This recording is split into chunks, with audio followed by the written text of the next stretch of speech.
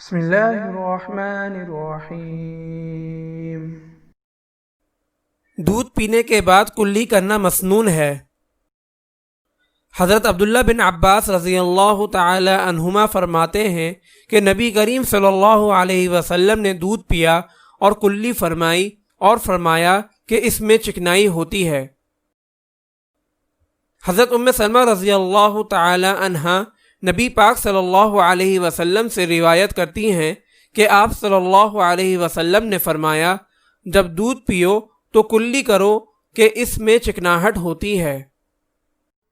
اگر آپ اس صدقہ جاریہ میں شامل ہونا چاہتے ہیں تو چینل کو سبسکرائب کریں اور لائک اور شیئر کرنا نہ بھولیں۔ جزاک اللہ خیرا۔